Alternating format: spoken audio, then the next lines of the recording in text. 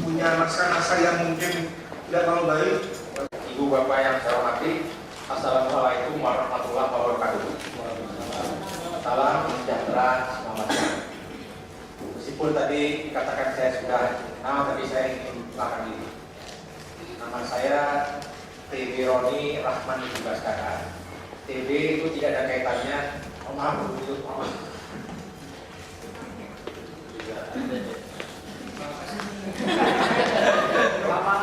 provokatornya begitu.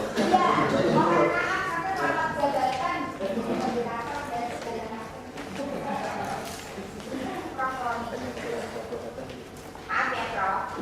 Ibu-ibu dan bapak-bapak, mohon maaf atas keterlambatan karena baru mengantar Pak Yusuf bertemu teman lamanya untuk Miyagi.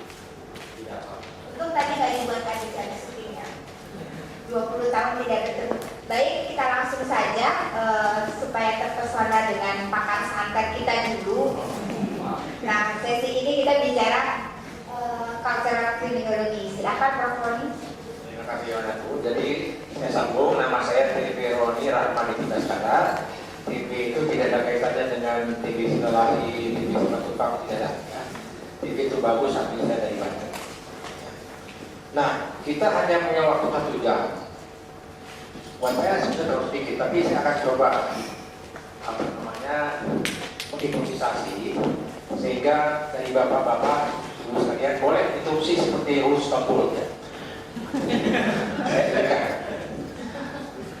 Cuma ada penelitian yang baru dilakukan oleh seorang guru besar dari Unpad, ahli komunikasi, Profesor Kus Suwarno, yang mengatakan dalam penelitian secara kualitatif bahwa orang yang sering terus itu umurnya tidak terlalu panjang. Jadi saya tidak percaya itu. Tapi saya minta kalau itu sekali-sekali nggak apa-apa. Ya. Saya malas nanti itu sih, silakan saja. Ya. Kalau melihat judul kuliah ini artinya ceramah ini perkawinan antara antropologi dengan kriminologi. Ya. Nah, saya ingin tanya dulu. Pasti Bapak Ibu sekalian banyak yang pakar-pakar. Antropologi itu masuk rumputnya kemana? Ya. Natural sciences, social sciences, apakah humanities? Ada yang tahu? Masuk ke mana itu? Ya? Saya lagi jawab lagi. Pertanyaan? Humanities terus lagi? Apa? Humanities. Apa? Nah, menurut Levi Strauss, ya, seorang pakar antropologi Prancis, antropologi itu berpijak kepada ilmu alam, nature sciences, di punggungnya ada humanities, di depannya ada ilmu sosial. Ya. Jadi makanya pendekatannya multidisipliner. Ya. Pendekatan Anglo-Saxon mengatakan antropologi dibagi menjadi antropologi fisik, antropologi dan antropologi sosial. Itu, ya. Nah, kriminologi sama juga, ya. Sifatnya multidisiplin. Ya. Kalau kita melihat kepada aliran lama menurut saya, kalau yang baru sekarang tidak, lebih kepada sosiologi dengan fokus sosiologi perilaku menyimpang. Ini yang diatur sekarang.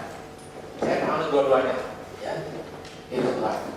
Nah, kemudian yang sangat penting adalah kita bicara antropologi kriminologi, ya, cultural kriminologi. Ini dikatakan sebagai modern. Menurut saya tidak modern, ya. Memang modern karena kasus-kasusnya sekarang. Sebab apa? Sebab perkawinan, ya, poligami antara antropologi dan kriminologi ini, ya, itu sudah sejak lama. Ya. Misalnya saja ada hal yang dibahas secara budaya, ada yang disebut dengan Wolfgang Anwar-Sharafi, apa Pak Pardi itu subcultural violence, ya, itu satu. Kemudian yang kedua, Walter Merrill, salah seorang ahli antropologi, pernah juga buat apa yang disebut dengan lower class culture, ya, teori 2. Saya ini tahun 39 meneliti mengenai the theory of darkness, juga latar belakang budaya. Tahun 85 ada orang namanya Tubagus Roni Rahman Dibaskara. Ya. Tolong Pak. Ini Jakarta. Tahun 85 saya sudah menemukan, ya bukan sebetulnya saya ilhami oleh Profesor Dr. Karis Sabanian, yaitu apa yang disebut dengan etnografi of crime. Jadi mempelajari kejahatan dengan melihat latar belakang budaya masing-masing, difokuskan kepada cultural universal pattern, unsur-unsur budaya yang berbeda, terdiri dari 1 sistem ekonomi, 2 sistem teknologi, 3 sistem kemasyarakatan, 4 sistem kepercayaan, 5 sistem pengetahuan, 6 bahasa, 7 kesenian. Tolong bandingkan dengan Jakarta yang pertama. Ya, yang bahasa Indonesia tadi. Nah, ini tema-tema yang dibahas oleh Jakarta itu subculture, ya, mode, style, lifestyle, kode-kode, ya, kemudian tulisan-tulisan grafiti, ya, kemudian pengaruh media massa terhadap kejahatan, ya. Kalau dibandingkan dengan etnografi of crime, sebetulnya ini sudah dibahas juga oleh etnografi of crime. Kalau kita lihat dari cultural universal yang 7, ya, cultural universal artinya unsur-unsur budaya yang bisa didapat pada setiap bangsa dimanapun juga di dunia ini. Di dunia ini selalu ada bahasa, di dunia ini selalu ada kesenian, di dunia ini selalu ada misalnya sistem ekonomi. Nah, yang menarik adalah barangkali kita lebih baik mendapat kuliah ini atau ceramah ini dengan mencoba membahas kedua katakan pendekatan boleh katakan teori antara JFRL, ya, dan saya etnografi of crime dengan membahas suatu konsep yang namanya cultural relativism.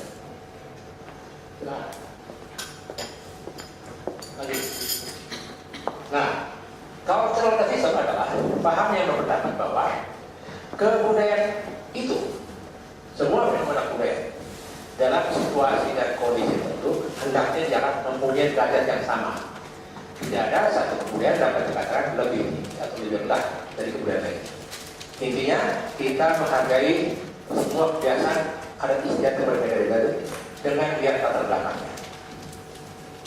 Buat contoh, pada suatu hari, ini bukan joke, katanya betulan, ya.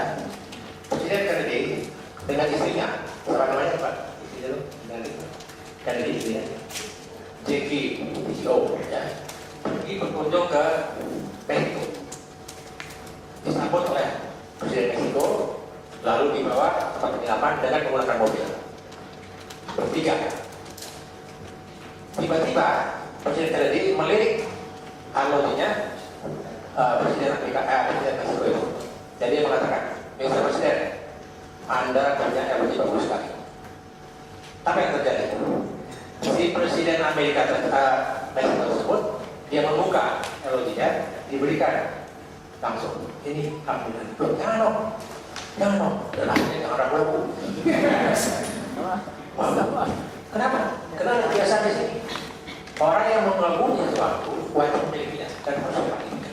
Wah, dengan senang hati si Presiden Kennedy itu memakai itu. Belum 2 menit, Presiden Amerika, Presiden itu mengatakan, Mr. Presiden, silakan mati sekali. Gua nggak sudi, dicopot lagi lebar. Ini adalah bahwa di tempat yang bersangkutan ini ada MEQ, ya, dukungan terhadap apa yang diperoleh dari dalam pikiran sendiri. Itu harus dihargai, tapi pada saat itu memang ada pengertian dan pengertian apa-apa. Sama halnya dengan saya waktu studi di Leiden Belanda, saya janji dengan seorang profesor Belanda, janji jam 5, ya. Saya datang setengah 5, lalu kayu, ya, tahun terlambat. Rumah di Belanda hampir semuanya dibuat dari kaca di depan, sehingga kita bisa di dalam, orang dalam bisa keluar. Jangan samakan dengan one way mirror yang ada di kota, ya, lihat dari show bukan manusia Bapak Sri Gunung itu bukan. Ini saya lihatnya kan. Saya lihat di dalam, orang Jawa saya nanggut begini, sama sekali tidak dilihat. Ya acuh saja dia. Ngobrol sama istrinya. Saya jangan pernah siaran juga. Persis jam 5, mau dibuka pintu. Kok tiba-tiba silahkan masuk. Saya mengalah. Saya harus menyesuaikan diri dengan hal yang besar. Beberapa tahun kemudian ketika saya sudah berusaha, dia datang bisa nengok saya. Ingat kalau saya bilang, dia telepon, saya ingin ketemu boleh. Jam berapa? Telepon ini. Ya jam 1 lah. Saya datang ke jam 1:30 lagi saya datang. Saya telepon lewat resepsionis, tolong kasih tahu tuh kalau saya itu nggak mau turun ya. Oh tadi saya belum turun. Saya pulang ke rumah.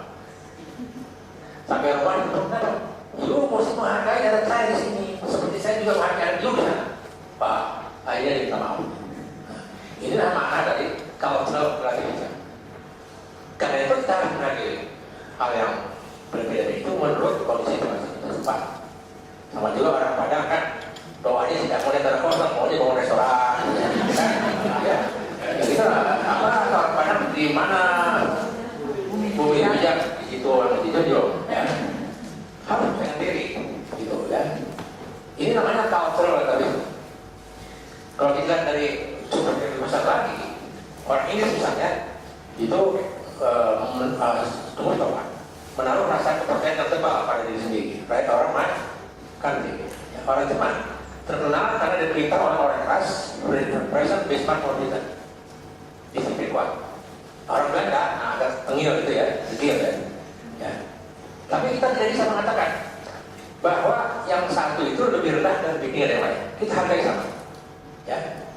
Nah sama juga kan istilah kalau ketemu kan orang Inggris kan mengatakan oh gitu, oh hari ya sama orang Cina dalam bahasa Cina nya saya tidak bisa mengatakan lupa lagi.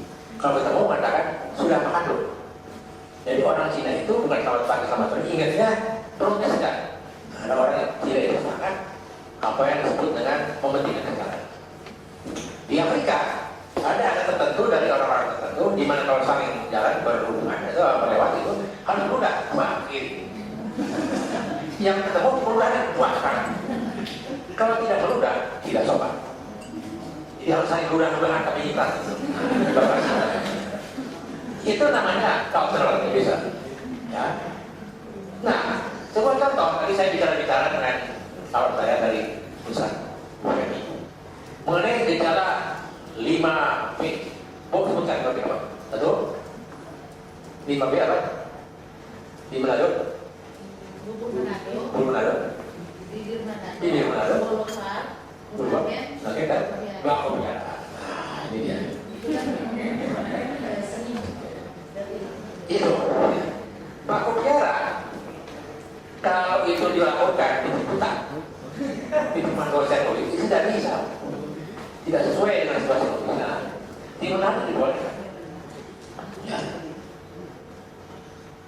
Di Mentawai, anak-anak dibolehkan diblokir melakukan hubungan seks sebelum nikah. Ya. Di Banjarnegara, Jawa Timur, Jawa Barat, Banjarnegara. Nah itu diperbolehkan orang anak muda itu dengan ledek, itu ledek kan? Diperbolehkan. Latihan dulu ya, jadi tidak salah masuk gitu kan? Untuk nanti kalau sudah menikah sudah hafal. Itu di sana. Ya. Di Eskimo, zaman dulu kalau kita bertamu, di samping disuguhi makanan minuman, dipersilakan kalau dia tidur dengan pastinya. Ya. Tidak boleh menolak. Kalau menolak, menghina, dibunuh. Ya, untuk kalau kita ketemu istri orang dikasih boleh cantik.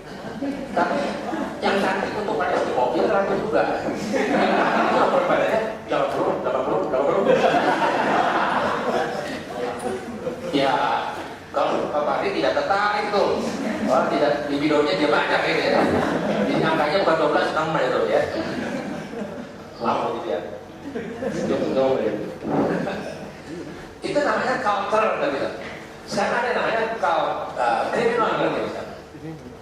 Yaitu bahwa kejahatan penyimpangan itu sama tergantung dari waktu, dari tempat, aturan yang dilanggar, siapa melakukan, siapa merasakan, dan yang terakhir adalah reaksi sosial. Nah, 5 hal ini menjadi katakanlah parameter apakah itu menyimpang atau tidak. Ini menurut Howard Gardner. Ya, dalam pendekatan internasional ini. Jadi ada hal yang waktu dulu dianggap kejahatan dan tidak. Dulu Zaman Belanda, di dalam KUHP Belanda itu ada yang namanya Cekosok, undang-undang Cekosok, sekarang tidak ada. Dulu ada duel satu lawan satu, ya, sekarang sudah nggak ada. Nggak usah jauh-jauh, dalam RUU hukum pidana apa namanya kita undang-undang pidana baru yang saya ikut juga sebagai seorang penyusun. Dulu nggak ada tuh RUU mengenai santet, sekarang ada, hati-hati bapak, ya. Juga termasuk bahwa pidana dimasukkan itu. Dia aduan 2 tahun. Jadi kalau ibu di sana, teman-teman ibu rame-rame dokter ya, begitu ya. Selama itu tidak ada yang mengadukan, ya silakan terus. Begitu ada tetangga itu yang mengadukan, nah baru ya 2 tahun. Ada yang baru lagi ini kan bukan tadi mengatakan saya Pak, siang yang jorok-jorok aja deh. Ini tadi permintaan dari oke. Saya layani. Di dalam RUU KUHP baru ada namanya unfortunate rape. Perkosaan suka bersama suka. Oh hebat betul nih. Percaya nggak ada itu? Yang bikin gara-gara itu masalah dihambat teman saya dari Trisakti. Begini Pak, penting ini. Di Indonesia pernah kejadian seorang bapak meninggalkan rumahnya pergi gelap dulu, tinggal yang tidur, maling masuk, ya, begitu maling masuk, ya terjadi hal-hal yang menginginkan, dia melihat itu tersikap sedikit, ya terjadi si istri kata Pak Anitta itu mengira itu suaminya, gitu. Setelah selesai nyalain loh, ini kan bukan suami saya, nah itu kan orang suka-suka katanya. Wah, ini saya tidak percaya. Kenapa? Karena itu kan paling tidak tahu kan bau suaminya, betul lah ya. Ya, mesti ada teknik-tekniknya gitu kan, juga ada lain gimana gitu kan. Tapi itu ternyata apa masuk tuh rumah itu. Ada antara 10-11 lulusan ini bertengkar dan sebagainya. Saya ini masuk juga. Saya nggak tahu, ya saya pasif aja lah. Sama juga waktu saya memperjuangkan RUU mengenai santet. Oh, aduh, ramai. Ada satu guru besar yang tidak setuju beragama Islam, namanya Profesor Dr. Syetabi, tidak bisa. Ada seorang guru besar beragama Islam, Profesor Ismail juga tidak bisa. Tapi itu dissenting opinion yang lain kan 9 lagi, oke, baru masukin aja, termasuk formulasi segala macam. Oke, jadi masuk sekarang. Cuman belum masuk DPR, di DPR hanya berarti mau dicegat sama Pak Profesor di awal masuk sini dan global ya nggak apa-apa lah, ini namanya usaha. Itulah yang namanya kenisbian kebudayaan dan kenisbian kejahatan. Nah, kembali pada kenisbian kejahatan mengenai waktu dan tempat. Ya. Westerling waktu ada di Indonesia kita akan lihat. Tapi bagi Belanda dia adalah pahlawan. Begitu. Orang-orang yang sering mengkonsumsi narkoba di sini jangan berani-berani di depan sini. Tapi di Belanda di Jalan Haji Sidi, ya, di Sidi maksudnya, bisa ada tempat di mana dalam tempat tertentu orang boleh mengkonsumsi narkoba, polisi lewat aja dari seperti itu. Dan juga kita lihat di sana ada yang namanya show itu apa saya kan macam-macam tuh dari super ada lewat. Saya pernah lewat bolak-balik ya 3 kali aja, tapi prototip saya gitu ya. Nah, siapa melakukan, siapa merasakan? Yang melakukan bagaimana merasakannya? Apa pikirannya? Yang merasakan bagaimana? Tapi yang terakhir dari semua adalah yang penting reaksi sosial. Reaksi sosial itu bisa menjadi berubah menjadi social judgment. Social judgment bisa berubah menjadi public pressure. Seperti peristiwa kemarin ya di Chandra, betul tidak? Dan kasus-kasus itu awalnya Pak Susno mendapat katakanlah dalam kedua itu adalah labelisasi, ya, menetapkan dia benar-benar dalam posisi mohon bawah, ya, dan sebagainya. Sementara KPK idealisasi, ya toh, di atas ya, seperti Mesianis, ya. Sekarang kebalik, ya sekarang kembali nggak masuk sempat naik lah itu, sempat saya turun lagi sih, ya. Jadi kemudian KPK namanya institusi mulai turun lagi, ya. Nah ini pengaruh dari beliau ini dan sebagainya. Kenapa? Karena public pressure, ya. Yang asalnya dari social reaction meningkat di public social judgment menjadi akhirnya apa yang disebut dengan public pressure. Kasus-kasus Luna Maya, ya. kasus-kasus siapa tuh berita. Ya itu kan kalau dari sisi yuridis sebetulnya dia salah, jelas. Tapi salah semuanya oleh media sosial, oleh Facebook itu, seperti itu. Nah itu sekitar contoh dari apa yang disebut dengan apa ini ya cultural relativism dan criminal relativism. Ini bekal bertahap untuk kalau Anda ini ingin kemudian mengkriminalisasi, kalau ingin memindahkan atau mentransformasikan satu perbuatan yang belum diatur masuk dalam kitab undang-undang pidana, maka dari segi sosiologi atau penyimpang harus dipenuhi kelima persyaratan tadi, ya. Tempat, waktu, aturan dilanggar, siapa melakukan sementara dan reaksi sosial. Dari segi pidana, frekuensi perbuatan harus terjadi sering, ya. Cukup tempat yang dilintasi oleh pelaku. Yang ketiga, alat bukti dan sebagainya. Terus 20, 11, 21. Nah, ini adalah kalau kita melihat bahwa latar belakang kembali kepada budaya itu memang sangat kompleks.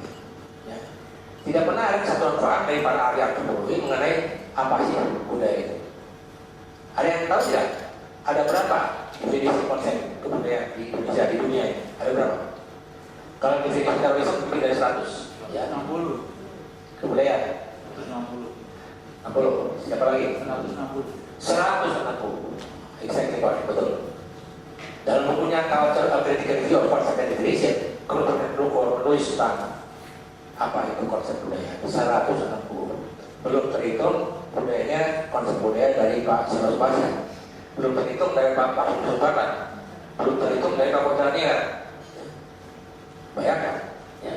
Semua berbeda-beda, ya.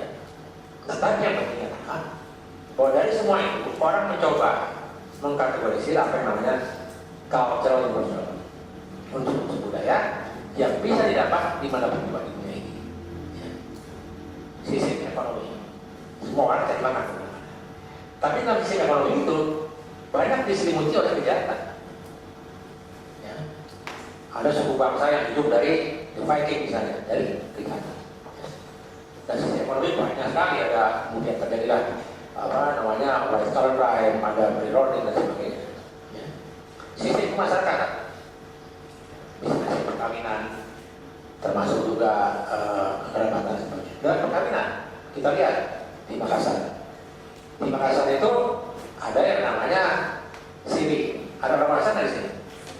Nah, siri silariak, ya. Jadi kalau misalnya ada famili kita dilarikan, wajiblah hukumnya kalau tentunya untuk mengejar dan membunuhnya, betul tidak? Ya. Nah itu satu hal yang penting.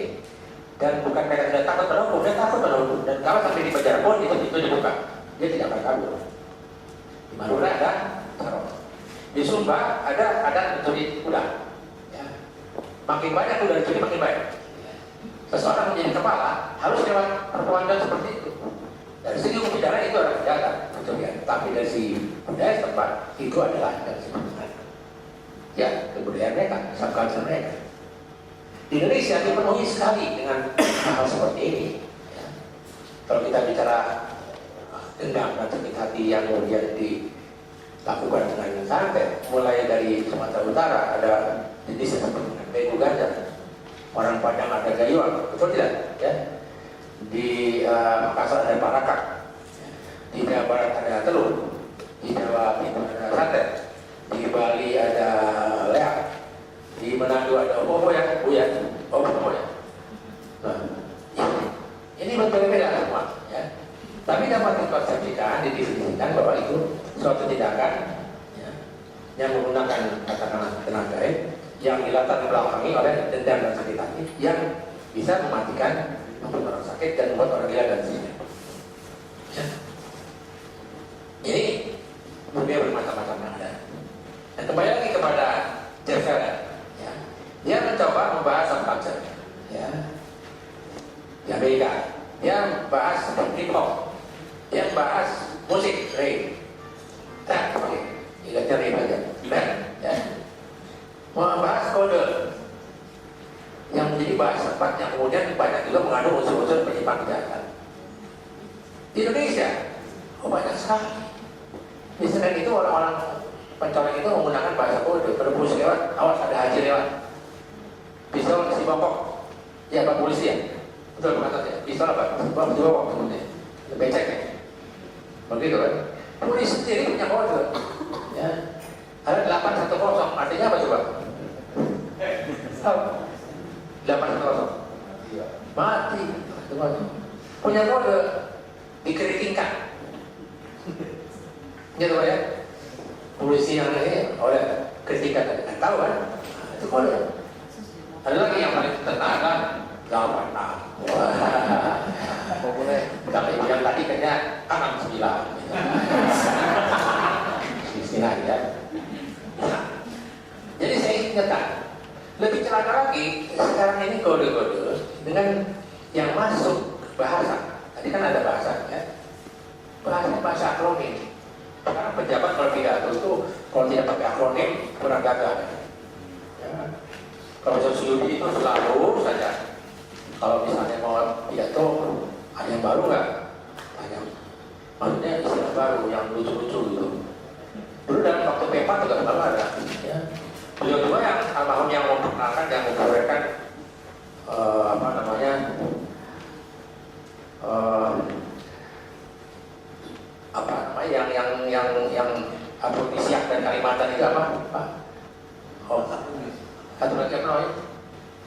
Ya seperti itu. Saya tahu.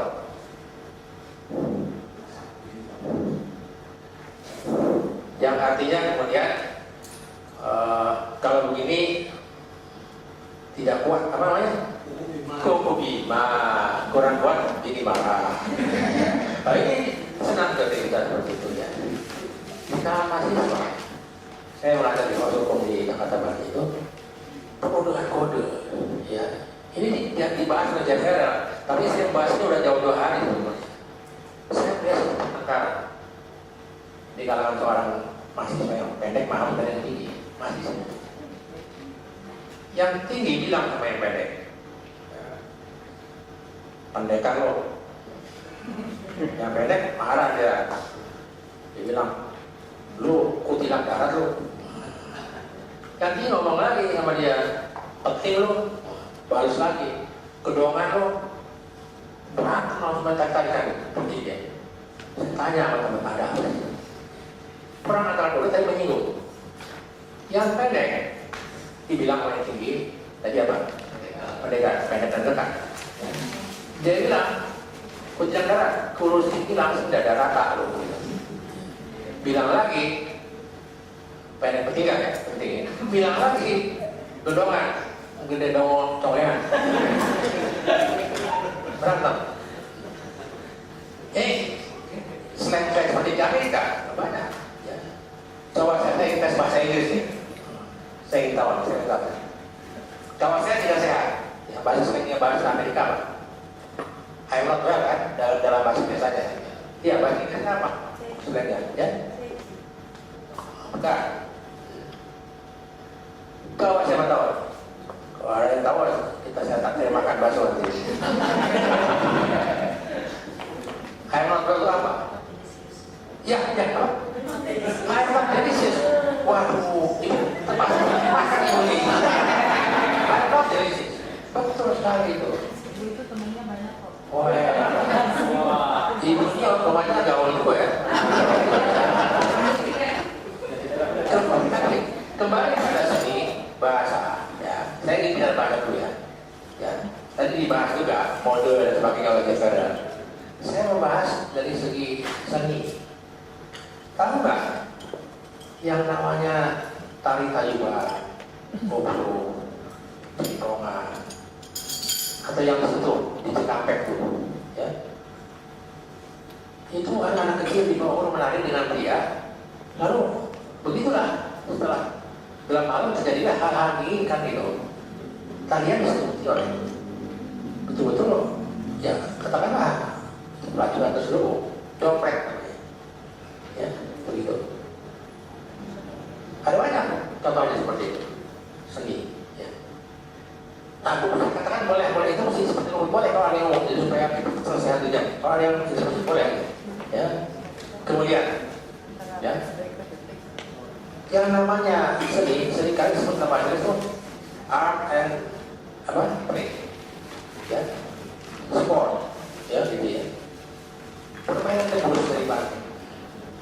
Dengan menggunakan linggis, dengan menggunakan tombak, saling tusuk-menusuk gitu. Itu bisa merupakan dituntut pasal 340 dan 338 bahkan 351. Ya, kenapa? Suatu hari rombongan Gus Banten pergi ke daerah timur, ya, lalu demonstrasi Pak, saling tusuk-menusuk. Cerdas beneran Pak, mati orangnya. Bayangkan kan? Dan polisi nggak bisa ngapa-ngapain kan, itu permainan. Tetapi apa yang terjadi? Dia tahu orang-orang Banten itu bahwa ada yang ngerjain. Jadi yang nonton itu ada yang menduduki batok ke lapa. Kelapa itu kan sama dengan ke paha. Diduduki sehingga itu menjadi gagasan. Mereka diam sebentar, lalu berbohong, lalu baca-baca, lalu diambil sebuah pohon kelapa, kelapanya, berdoa sama-sama, lalu dipotong. Pada saat si kelapa itu terbelah dua, salah seorang penonton menjerit kepalanya terbelah dua. Ini namanya imitative and pathology. Lalu bagaimana polisi? Nggak bisa apa-apa. Itu kan kejahatan. Di Cimande ada namanya ajian semua putih. Saya palingan tahun lalu saya ikut juga sebenarnya. Saya melakukan observation method. Partisipasi berarti harus ada begitu dong. Kata bapaknya tadi mengatakan kalau Ben Sarjan itu partisipasi di Papua meneliti kehidupan seksual para ya. Ya sebenarnya itu dia bukan partisipasi, memang menikmati. Ya tahu. Nah, ajian semua putih. Tahu nggak ajian? Pagi-pagi kita mau ke pohon yang besar Pak. Pohon kenali. Tak, kosong. Tinggal sore udah lumpuh. Sekarang bagaimana kalau kemudian itu dipukul pada orang? Ya. Pukulan karate yang tepat pada kata di sini bisa mematikan. Tendangan taekwondo dan sebagainya. Itu dua kejahatan. Yang artinya dilatar belakangi oleh cultural universes termasuk olahraga seni dan sebagainya. Nah, kalau bicara yang video ini, saya mengagumi Jeffrey karena dia menyampaikan hal-hal yang baru yang memang terjadi di Amerika, ya di luar negeri, ya seperti lifestyle dan sebagainya. Dan kalau kita bicara premanisme, misalnya banyak orang mengaitkan bahwa itu dengan kejahatan. Menurut saya tidak. Preman itu lifestyle. Ya dong. Tidak identik dengan kejahatan dong. Kalau aku tadi dengar mukul naik atas meja itu kan gaya, bukan dia berarti penjahat. Di luar negeri atau DPR kan pakai buah-buahan.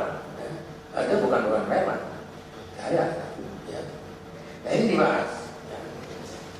Lalu JPR membahas juga pengaruh mass media terhadap timbulnya kejahatan.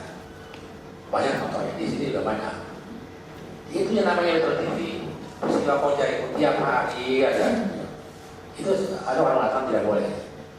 Karena terjadi apa yang disampaikan tadi oleh Prof. Mustafa, bisa jadi imitative crime model, efek peniruan. Tapi anehnya penelitian di Jepang tiap hari itu kekerasan ditampilkan, budaya kekerasan. Ya, ada komik juga, manga namanya. Ya, kekerasan ditumbangin kan begitu, nggak ada pengaruh. Kenapa? Karena yang ditampilkan adalah kepahlawanan dari samurai dan sebagainya.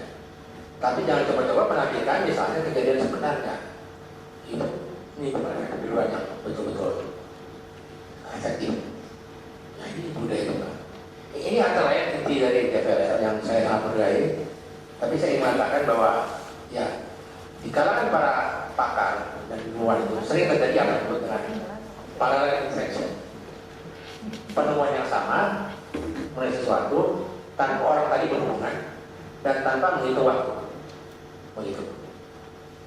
Jadi jangan aneh kalau Anda menemukan suatu penemuan, orang lain menemukan, bukan dari plagiarisme, hanya kebetulan. Begitu. Saya punya etnografi kejahatan ini, bukan juga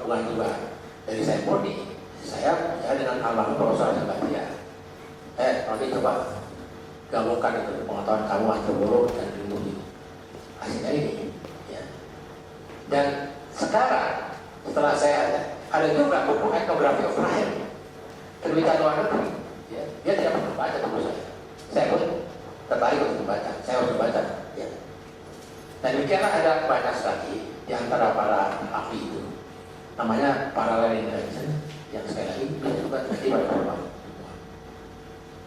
Nah, kembali lagi saya tidak ngantuk, ya pada ngantuk ya. Yang namanya akronim, mau akronim lagi ya. Nah, ya kan? Ya.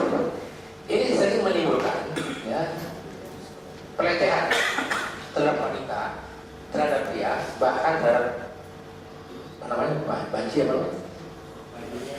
Ya. Galaksi, gabungan laki-laki seksi, begitu kan? Jarang di rumah super perempuan, nah, gitu. Yang lebih gila lagi yang perempuan, banyak sekali sekali yang saya tidak mau nanti dimarahin Bu dari dosennya tadi bilang, aduh, tadi menurut pada saya katanya kok ada dosen yang selalu ada di sini perempuan, gitu ya. Ya benar ya. Nanti boleh cerita kita bahas sama-sama. Ya itu memang kita bisa bahas. Ya.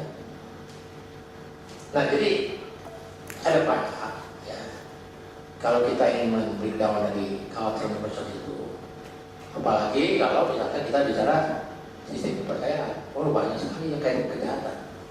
Ilmu dalam gaman dan jalan goyang di Jawa Tengah mewajibkan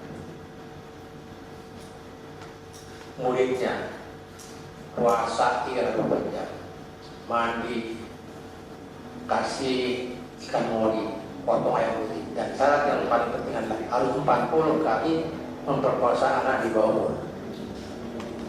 Wah, waktu tahun kita bilang 17 ke atas terjadilah musibah, ya, begitu. Kalau ditangkap, dia tidak merasa bersalah. Tuh, ini kan persyaratan ilmu, ya. Nah, ini sistem kepercayaan. Ada banyak sekali, ya, sistem kepercayaan yang kemudian bisa kita kaitkan dengan hal-hal yang sifatnya seperti ini, budaya. Dan itu betul-betul sebetulnya kejahatan, murni kejahatan. Tapi ada semacam apa yang disebut dengan ketidaksesuaian antara hukum dan keadaan masyarakat sebenarnya. Nah, saya ini 4 jam lagi ini masih banyak nih. Saya silakan interupsi seperti Rose Stompul boleh kita tadi. Ya. Tadi percayalah umurnya panjang lah gitu ya. Ya, itu penelitian khusus itu saya masih penasaran. Tidak boleh itu dia mengatakan. Jadi kan anggota DPRD bawa ke Bandung di Garut dia mengatakan marah sama DPRD. Masa orang nggak boleh informasi sama sekali, boleh loh. Ya. Silakan kita berbagi ilmu, ya. Silakan. Ada yang mau tanya? Ya.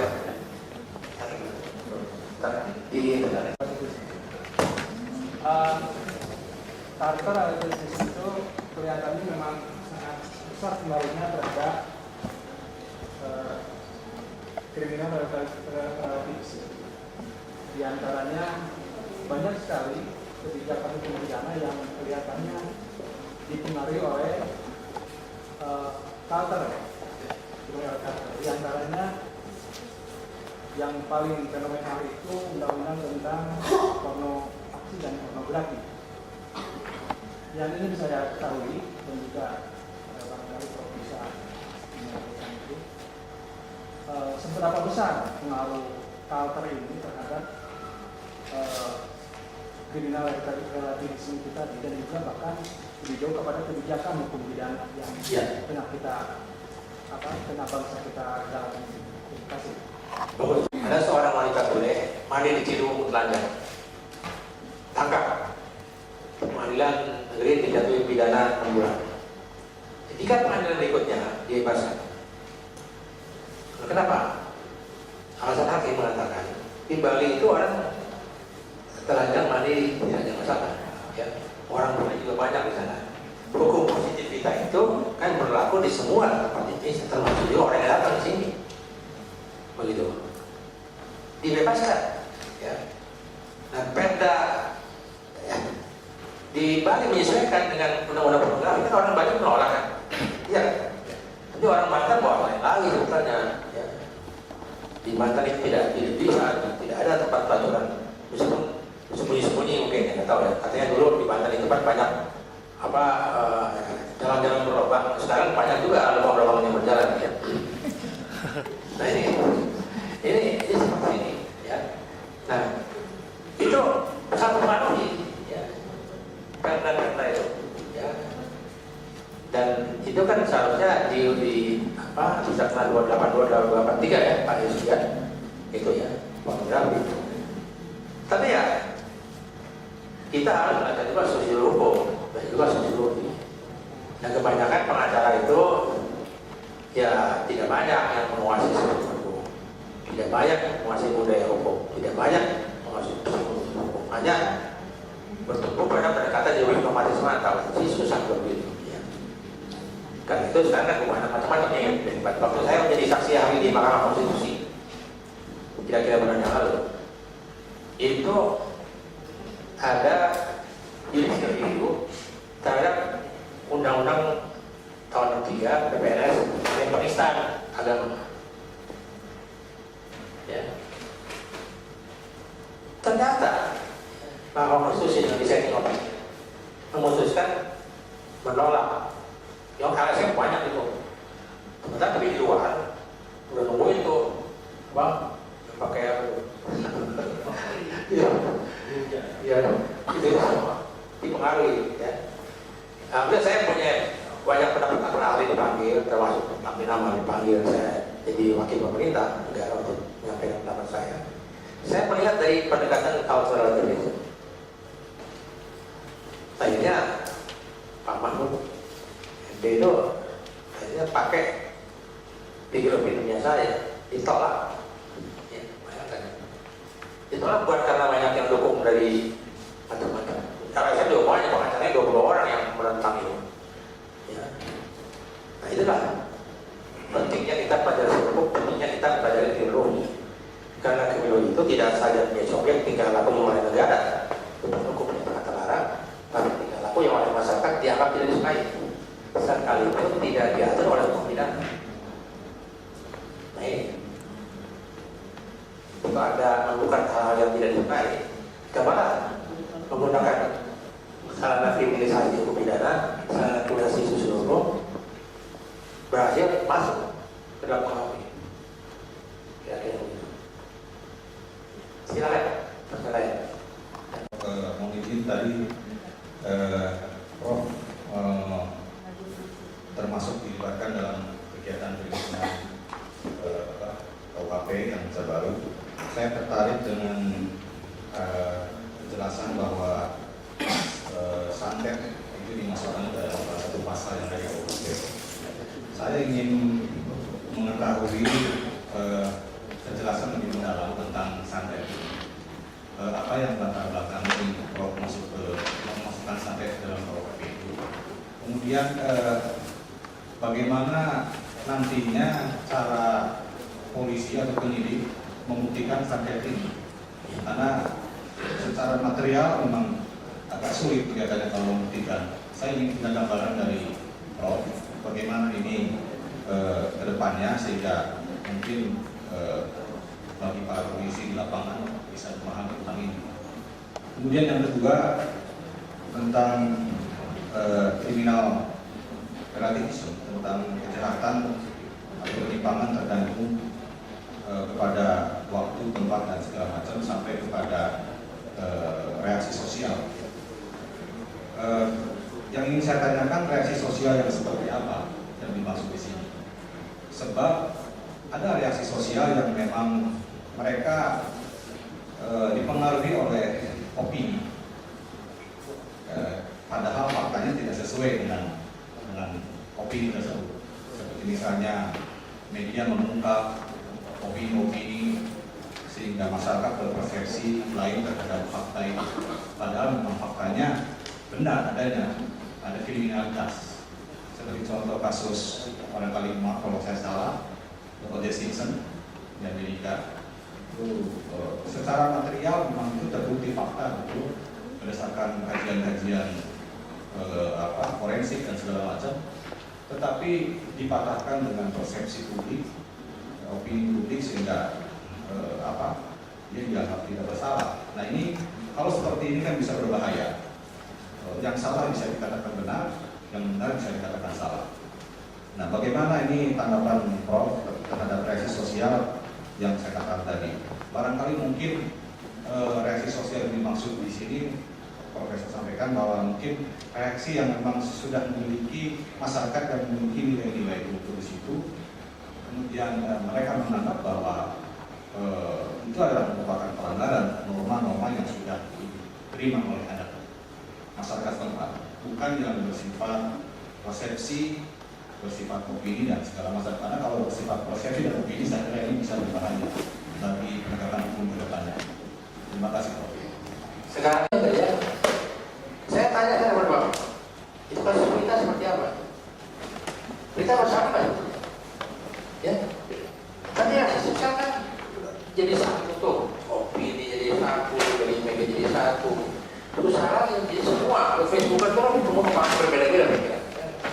Tapi itu reaksi sosial yang keras yang tidak dibentuk. Sama juga pada saat Pak Chandra itu kemudian ada reaksi sosial di masyarakat, keluarlah apa yang disebut dengan SKP 2 ya.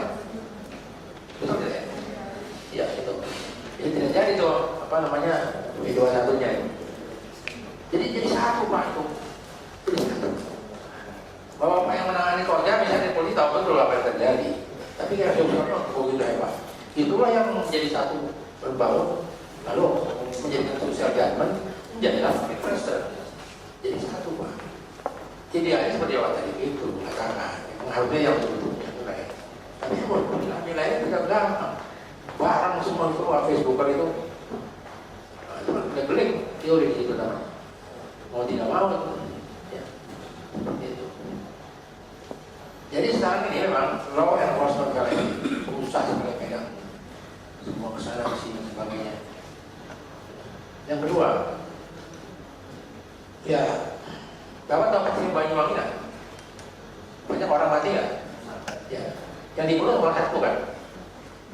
Yang dibunuh dua saya bukan? Bukan, kiai yang dibunuh. Banyak, ustaz. Orang diduga ratusan juga. Di Banten, di Garut, di mana? Orang tuduh punya miliki kubu ganjang di mana di Medan dan sebagainya. Itu kan dalam kriminologi itu sangat apa? Menggoncang masyarakat, tidak bisa didiamkan. Dicari akarnya, akarnya adalah namanya tuduhan saja. Tuduhan saja sering dipakai untuk standar justifikasi untuk menyingkirkan orang lain yang tidak disukai. Tuh PKI misalnya, tuh. Ini begitu. Atau sarana ikatan apa namanya kohesi sosial. Pada saat ada masalah konflik, itu kan harus ada kambing hitamnya. Itu tidak. Harus ada scapegoatnya. Scapegoatnya itu bukan santai. Pernah di kepolisian di Cirebon berapa itu dukun-dukun santet itu yang diduga padahal ya. Mendaftar di satu polsek dipanggil sama polisi. Ditanya, kamu ternyata orang. Padahal yang datang membawa satu dukun pijit ya. Asal ambil aja. Sampelnya ada begitu udah ambil. Nah, lalu di agak sedikit lah di nggak ada kerasan, cuma di tanah ini juga tanah pokoknya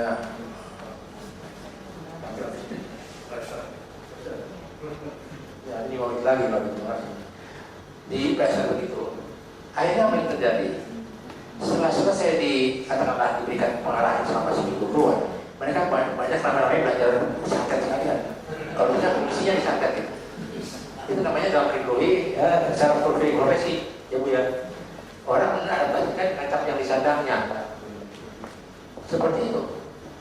Nah sekarang karena itu disunat sebuah rumusan dari RUU ya, tidak deliknya tidak dari material, apa yang buat akun nggak bisa dari formil. Barang siapa mengaku-ngaku dirinya mampu mencelakakan orang lain dengan sangat baik, dituntut setidaknya 5 tahun penjara. Dijadikan mata pencarian ditambah sepertiga dari pidananya. Ini ya bisa menakut-nakuti orang tidak melakukan sembarangan saja. Akibatnya itu kan ada penodaan terhadap agama, ya, kemudian akibat sampingan lainnya. Untuk menghindari ini kriminologi ya perlu dilakukan tindakan. Di sunnah itu pasal yang namanya tindak pidana santet. Seperti itu. Mohon perhatian Pak. Pak ini cuma dengerin dulu nih. Bukan berarti bahwa syariat itu tidak ada. Sebagai seorang ilmuwan, kita tidak berkepentingan apakah syariat itu ada atau tidak ada. Tapi adanya reaksi sosial yang begitu besar itu menjadi tujuan penelitian kita. Begitu. Kita tidak berkepentingan mau ada atau enggak. Tapi reaksi sosial begitu besar ini sah untuk kripto. Nah itu ya. Satu lagi, namun saya mana dia? Kami yang disuarakan oleh teman-teman pers bagaimana perkembangan kejahatan khususnya yang terjadi di Indonesia ini. Artinya studi-studi kriminologi kritis juga menjadi sangat berperan kehadiran untuk melihat perkembangan kejahatan-kejahatan yang semakin canggih dan lain sebagainya. Kalau tadi saya boleh mengikuti apa yang disampaikan oleh Prof tadi, nampaknya pada forum ini masih disuguhkan bagaimana model-model atau pengaruh-pengaruh kebudayaan terhadap perkembangan kejahatan luar rumah atau kejahatan konvensional begitu. Barangkali juga alangkah baiknya pada forum ini kami disuguhkan semacam sebuah pembicaraan yang baru melihat perkembangan kejahatan yang semakin canggih tadi dari sudut pandang antropologi di Tiongkok gitu. Karena apapun namanya tentu saja kejahatan yang berkembang itu sebagaimana yang tadi disampaikan Prof, untuk melihat pada siapa yang melakukan kejahatan itu tentu juga ditengok kembali ke belakang siapa orangnya. Tentu berhubungan erat dengan dia lahir dengan latar belakang budaya bagaimana. Nah, apakah itu juga mempunyai korelasi titik ketersinggungan dengan kejahatan yang namanya kejahatan putih dan lain sebagainya sekarang berkembang setidaknya untuk kita potret di negara kita. Terima kasih. Ya kan? Itu juga banyak kasusnya. Cuma saya ungkap saja. Banyak kasus-kasus pejabat tersebut datang kepada orang pintar untuk menggeser supaya orang itu jatuh. Ya, kedudukannya jadinya tidak jadi 5 menit lagi udah dia terakhir mau jadi apa itu dapat itu katanya wajar. Padahal bukan, dia numpang nama seperti yang berbiasa peristiwa yang bukan masuklah itu mal itu pengusaha jangan jauh-jauh lah, saya nggak berbuka 2 toko yang terkenal semua jualannya sama tapi yang satu tidak laku yang lain laku. Kenapa? Pakai itu ya. Saya ingin ceritakan satu kasus dengan Pak Mukas ya. Dia adalah seorang saya, dia sudah datang pada saya ya. Tahu caranya seorang pengusaha di Cempaka Putih itu punya musuhnya datang. Saya lihat sendiri satu hotel di Sudirman. Pak Oli ikut saya, lihat saya bagaimana caranya. Saya ikut. Pengusaha itu kaya. Bapak mau apa? Saya mau membunuh musuh saya di Cempaka Putih. Oh enggak. Coba tulis dengan ini, kirim ke diri saya. Minta hapus dulu 200 juta. Tapi nanti sudah mati bayar 300 juta. Setengah miliar kan? Apa yang terjadi? Tanya, di pengusaha di Cempaka Putih itu tiap hari keluar rumahnya pagi sore, tiap pagi. Sore enggak, jadi kamu bagus. Begitu dia keluar dari rumah, naik sendiri dengan menggunakan telekinesis dari jauh, dia pakai ngantuk. Kalau saya dengan pelan-pelan ngantuk, terus apa jadi? Nabrak. Oh, periksa, berdoa jantung ini kecelakaan. Bukan.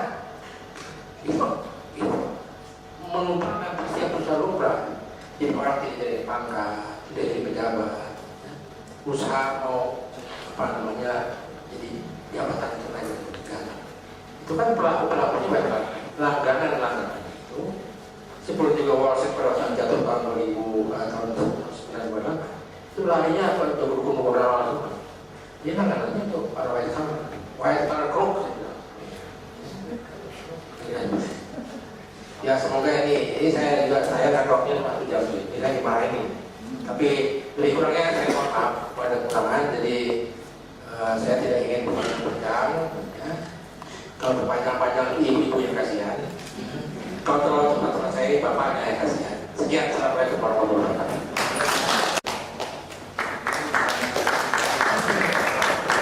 Sesi berikutnya yang berjudul Pemikiran Kriminologi Kultural, Feminisme dan Antisemitisme oleh Prof. Muhammad Mustafa M.A. Mungkin sekitar 2 menit dari kalimat saya jawab. Dan mungkin karena bahannya sudah diberikan sejak kemarin, Bapak itu sudah sempat menyimak, jadi lebih baik kalau kita lebih banyak diskusinya dalam sesi kali. Silakan. Ngantuk dan sesi terakhir biasanya perhatian sudah berkurang. Tapi saya ingin Ibu Bapak sekalian memberikan perhatian sementara.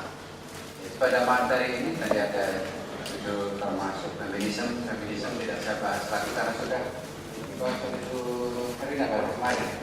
Ya, kemarin. Jadi saya tidak memberikan konsentrasi terlalu banyak di sana. Kemudian kriminologi budaya, cultural tadi juga orang-orangnya sudah bahas.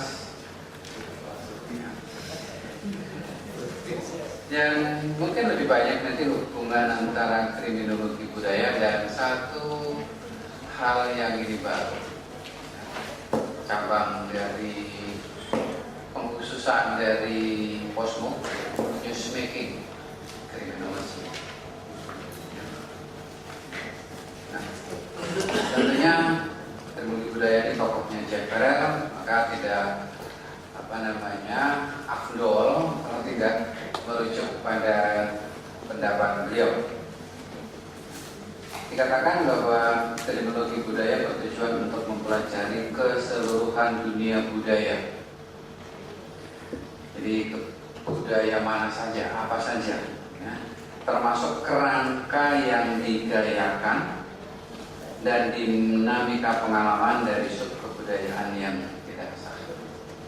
Ya, kerangka yang digayakan itu maksudnya bagaimana model budaya tadi ditampilkan. Dan kemudian memang lebih banyak berkonsentrasi membahas kebudayaan yang dianggap sebagai tidak sah. Sehingga yang ilegal menurut kacamata masyarakat umum, ya, seperti geng motor, pangrok, tampang jorok, kan? Semacam. Kemudian melakukan analisa kriminalisasi simbolik terhadap bentuk-bentuk budaya pop. Kenapa sih budaya pop tadi kemudian secara simbolik dianggap sebagai kejahatan? Ya. Kemudian di dalam kriminologi budaya juga dilakukan analisa konstruksi pengendalian kejahatan yang dimediakan, yang diberitakan secara budaya. Ini nanti ada hubungannya dengan newsmaking. Kemudian analisa representasi kejahatan dan pengendalian kejahatan di media massa. Ini kaitannya dengan newsmaking. Jadi memang saya pilih yang berdekatan dengan newsmaking. Kemudian analisa dampak saling interaksi dari representasi di media terhadap khalayak populer dan budaya pemolisian. Jadi bagaimana kemudian apa yang ditampilkan di dalam media ini kemudian mempengaruhi pemolisian. Nah, apa yang perlu dipahami sebelumnya ya tentang pengertian budaya? Dari Prof. menyinggung ada 160 definisi. Tapi di dalam kriminologi budaya ini yang paling diutamakan adalah bahwa budaya adalah adanya pengakuan bersama terhadap dunia simbol-simbol tempat anggota-anggota suatu masyarakat berada, dan masyarakat ini jangan diartikan seperti masyarakat secara umum karena merupakan kumpulan dari orang ya, yang mengusung simbol yang sama, yaitu bahwa mereka memiliki cara hidup yang sama dalam kehidupan keseharian. Atau lebih sederhana lagi, budaya dilihat sebagai cara hidup, way of life. Ya. Kemudian di dalam budaya tadi, objek-objek, praktik-praktik secara interaksi mempunyai makna yang sama dalam cara hidup tadi. Ya, sehingga misalnya di kelompok preman di bahasa prokem yang mempunyai makna yang sama, yang orang tidak memahami premanisme, budaya preman tidak paham dengan bahasa mereka. Dengan kata lain, setiap anggota dari suatu budaya memiliki kesepakatan atau kesamaan konsensus dalam memaknai simbolisme dan gaya hidup. Jadi dalam makna itu, keseragaman di dalam gaya hidup mengacu mengusung simbol yang sama. Latar belakangnya, setiap teori itu dipicu oleh suatu social force tentu, teori sosial.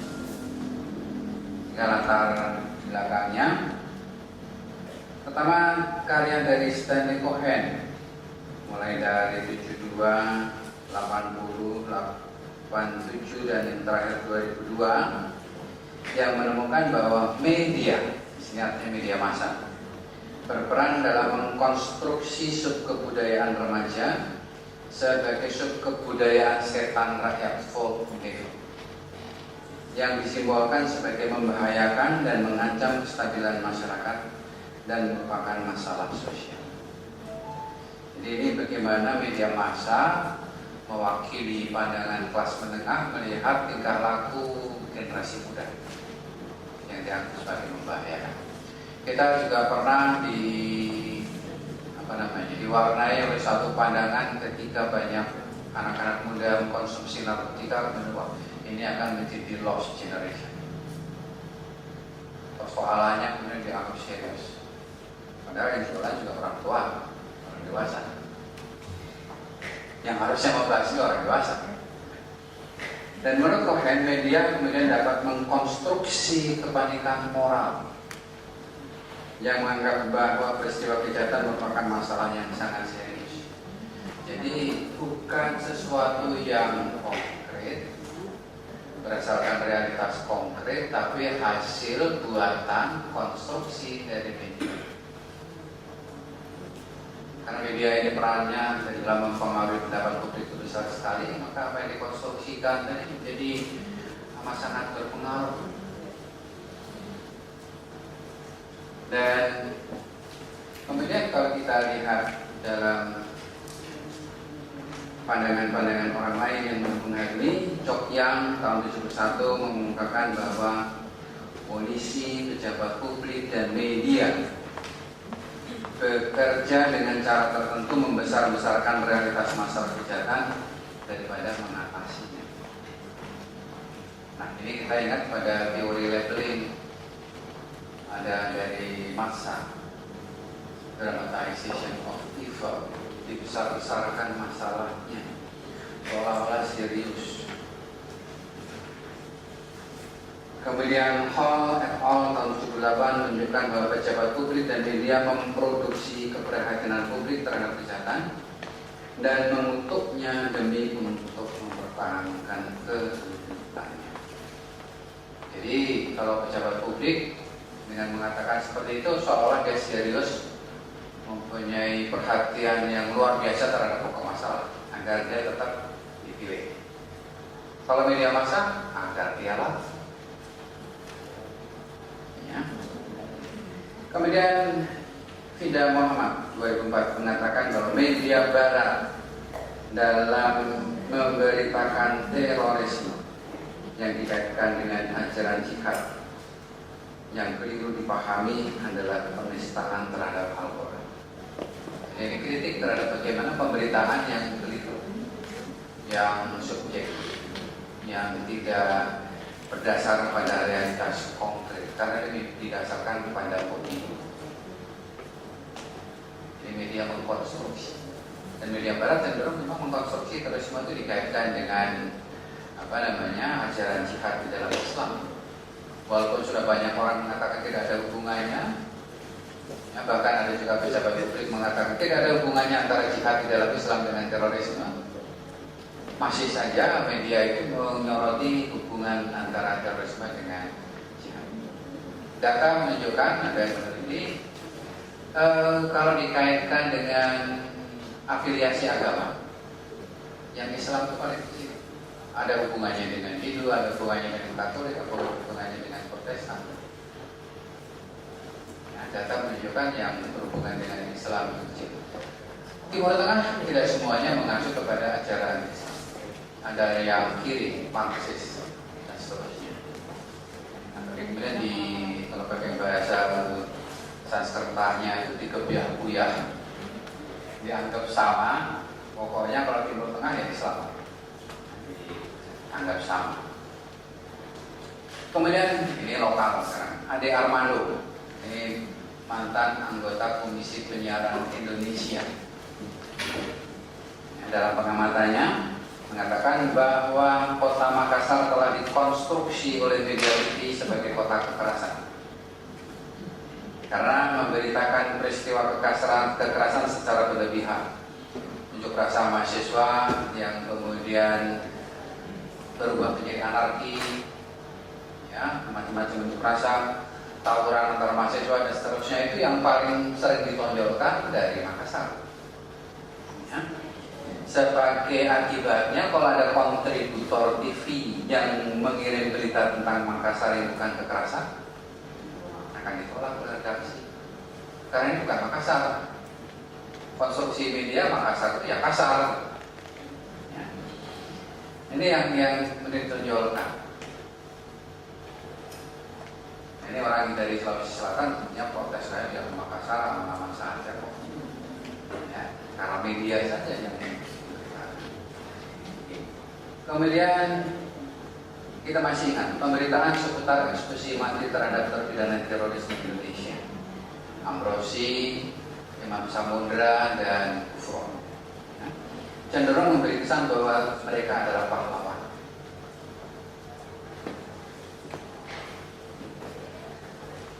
Kemudian sebaliknya, kalau tadi yang lebih cenderung distorsi, media juga dapat dipergunakan untuk membuka wawasan publik. Salah satu media cetak di Australia yang berwibawa karena dianggap sebagai liberal, bebas, netral di Melbourne, TH, pernah memberitakan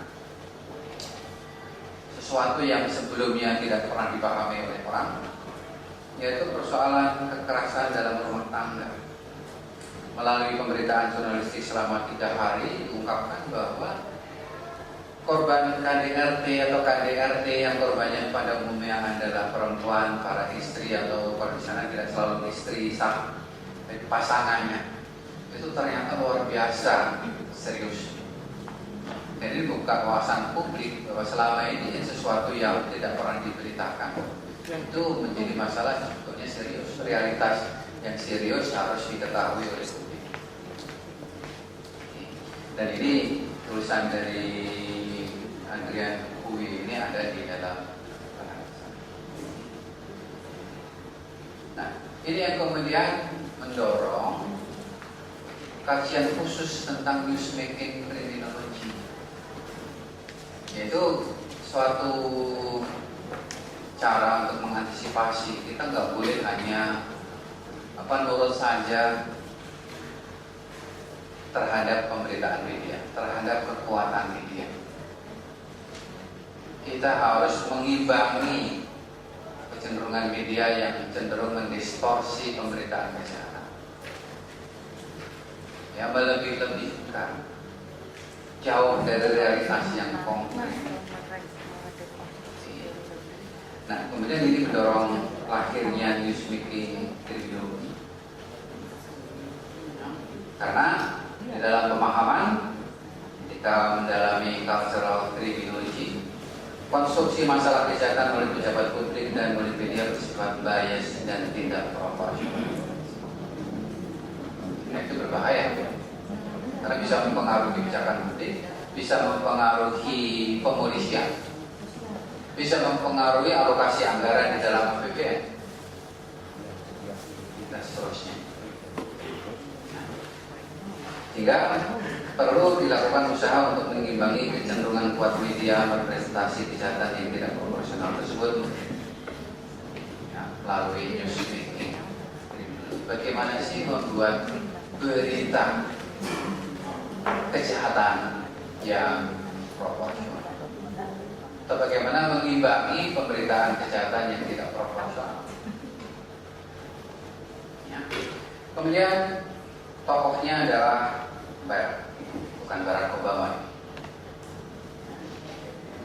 Dikutip oleh Greg, ya, newsmaking kriminologi didefinisikan sebagai berbagai usaha untuk mengaburkan citra kejahatan dan penghukuman dengan menempatkan penggambaran media massa tentang peristiwa-peristiwa kejahatan serius dalam konteks tindakan ilegal dan merugikan yang berakibat pada sikap publik, pemikiran dan wacana tentang kejahatan dan peradilan.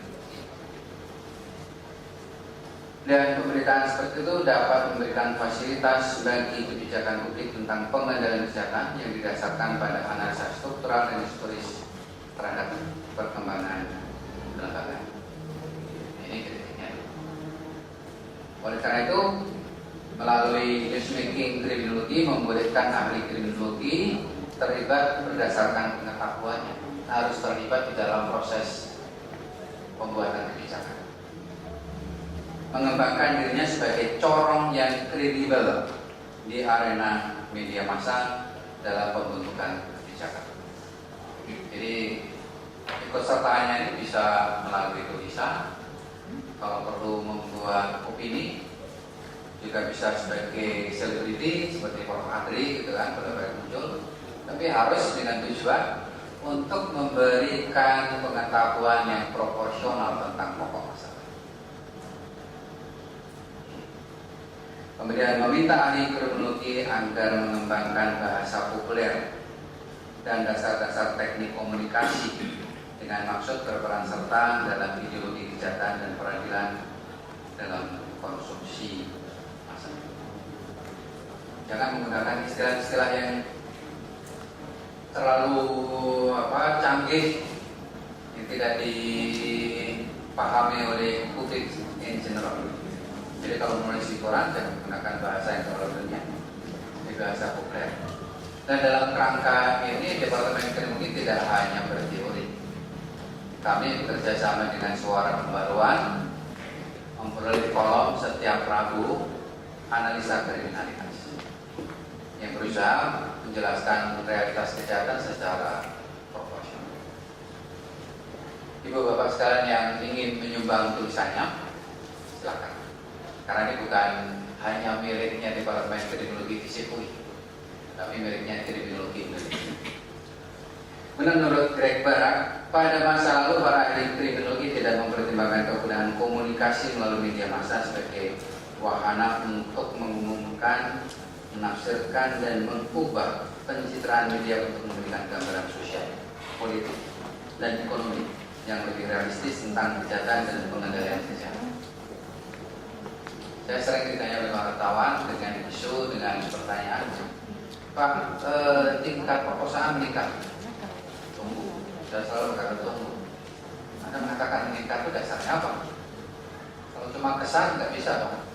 Kita harus mempunyai data yang konkret untuk mengatakan peristiwa kejahatan meningkat. Nah, kalau saya tidak mempunyai data, saya mengatakan saya belum tidak bisa memberikan komentar.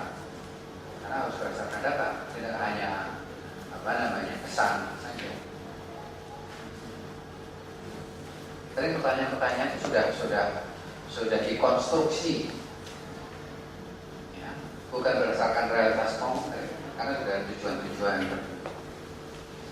Kemudian ahli kriminologi berperan serta dalam proses pembuatan berita secara langsung. Sebagai juru bicara, ahli kriminologi yang kredibel akan dapat meredefinisi parameter tema-tema kejahatan dan peradilan yang lebih memadai. Nah, Barak memberikan contoh misalnya ahli kriminologi menanggapi fokus media yang hanya cenderung pada kejahatan jalanan dan mengubah pandangan publik agar mengetahui bahwa white collar crime lebih jahat dibandingkan kejahatan konvensional. Tapi juga tidak menjadi aktivis yang subjektif. Seperti berita terakhir ya, berhubungan dengan korupsi. Mahkamah Agung menolak PK kasus Kalimantan Primakolo dan Dirjen Pajak. Kemudian banyak berita atau opini di masyarakat mengatakan, wah perlu pemeriksaan terhadap para hakim ini, ada apa ini? Nah ini kan sudah subjektif, tidak melihat kepada substansi langsung kewenangan. Karena kalau dibaca secara lebih rinci, keputusan pengadilan tadi hanya mengatakan ini prosedurnya yang keliru, silakan diproses ulang. Membatalkan tadi tidak berarti membenarkan. Tidak membaca keputusannya langsung beropini, karena memang sekarang semua yang dianggap sebagai korupsi ya langsung ditangkap. Termasuk ada saya mengatakan, wah pengadilan harus diperiksa keputusannya karena banyak membebaskan koruptor. Apakah ukuran objektivitas itu ketika menghukum koruptor? Kalau proses hukum yang benar tidak ada alat bukti yang bisa dipakai untuk menyatakan bersalah, ya harus dibebaskan. Tidak kemudian peristiwa korupsi harus berakhir dengan penghukuman. Kecuali undang-undang yang mengatakan orang yang diajukan sebagai terdakwa korupsi harus dihukum, nah, lain perkara. Nah ini seringkali kemudian media tadi lebih memilih ya, opini-opini yang layak di masyarakat, bukan mencerdaskan bangsa tapi membodohkan bangsa. Tujuan kita berbangsa bernegara kan mencerdaskan kehidupan bangsa. Ini ahli kriminologi punya peran juga.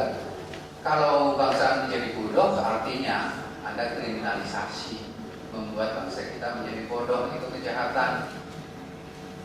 Tidak membuat mereka sejahtera, kejahatan, crime by omission. Nah, kemudian Barat mengkritik para kriminolog yang pemikirannya mandek. Sementara banyak ilmuwan yang sudah beranjak ke pemikiran strukturalis atau model-model pelembagaan personel media. Barat juga menyarankan agar para ahli kriminologi untuk berperan serta dalam organisasi-organisasi yang berusaha mempengaruhi kebijakan sebagai alternatif dari newsmaking. Jadi di samping mempengaruhi atau ikut serta dalam pemerintahan, juga terlibat di dalam proses pembuatan kebijakan. Nah, untungnya kami ini berada di Jakarta, jadi mempunyai kesempatan untuk terlibat di dalam proses pembuatan kebijakan. Tapi di daerah juga bisa membuat perda misalnya. Kalau kami di Jakarta seringkali dilibatkan dalam proses pembuatan perda. Dan di sana kami harus mampu mewarnai undang-undang yang baik bagaimana sih, yang proporsional sesuai dengan realitas. Jangan benar hanya menggunakan rasio dan logika. Ketika diterapkan tidak nyambung. Seperti pengetahuan relativitas kejahatan dan perilaku menyimpang, itu harusnya dipakai untuk mengkritik atau di dalam memberikan masukan ketika membuat undang-undang tentang pornografi. Pornografi sebagai perilaku menyimpang itu tidak bisa seragam dari Sabang sampai Merauke. Itu sesuatu yang relatif, tidak bisa diseragamkan. Nah ini yang para pembuat undang-undang dan termasuk Mahkamah Konstitusi tidak memahami relativitasnya.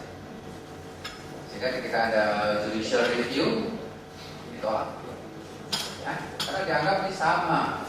Mereka itu orang Bali menolak, karena kan tidak bisa dipakai sebagai kerangka acuan yang seragam.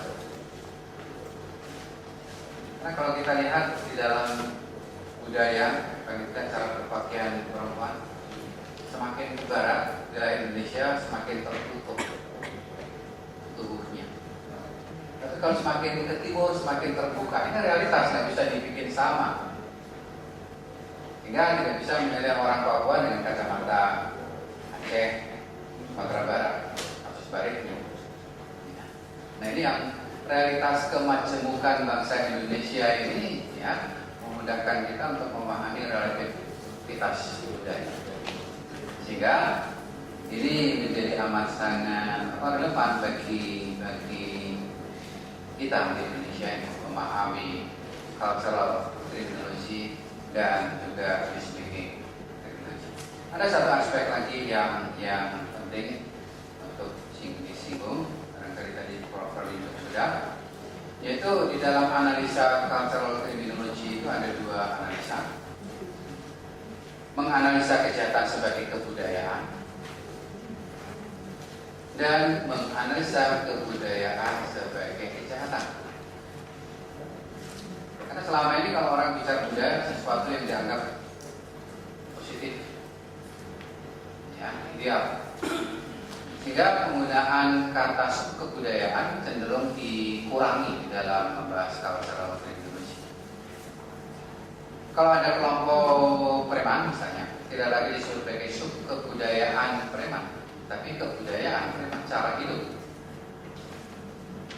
Ya, karena kalau sub artinya dia berbeda dari hidupnya. Jadi ketika itu dia dianggap sebagai sesuatu yang berbeda.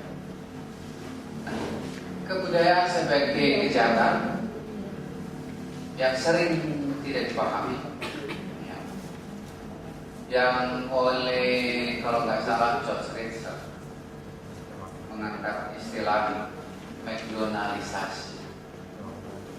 Bagaimana suatu kebudayaan dari suatu kebudayaan yang kuat mendominasi, bahkan bisa menghilangkan kebudayaan lain. Dalam McDonaldisasi itu cita rasa makan sekarang kemudian didikte oleh kepentingan multinational corporation. Bapak sekalian yang punya anak, punya keponakan, punya cucu, kalau ngajak makan yuk kita makan di ayam geprek, ih jadul, nggak mau. Tapi kalau ke McD, mari. Nah, cita rasa makan saja bisa mendominasi budaya. Padahal kita dibohongi. McDonald itu yang dimasak adalah anak ayam, chicken kan anak ayam. Tapi yang dimasak oleh nenek moyang kita seperti ayam betutu, ayam kalasan, ayam macam-macam, itu yang dimasak adalah ayam. Melalui teknologi yang canggih menyebabkan daging ayamnya lunak, enak dimakan. Kalau anak ayam siapa saja yang goreng pasti lunak. Kecanggihan di dalam teknologi pangan kalah oleh budaya makan yang bersifat global. Itu kejahatan. Tapi kenapa bisa mematikan budaya orang, budaya suatu bangsa? Nah, cultural privilege dalam dimensi global itu jadi lebih apa namanya, penting lagi. Termasuk pemberitaan dalam dimensi global. Kasus mafia kapal yang menuju ke Gaza,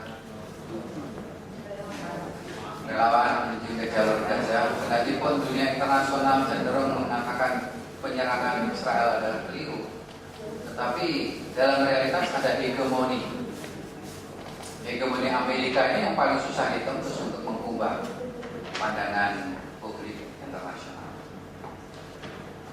Sehingga memang ini akan lebih baik lagi apabila kemudian dikaitkan dengan bagaimana pengendalian sosial global.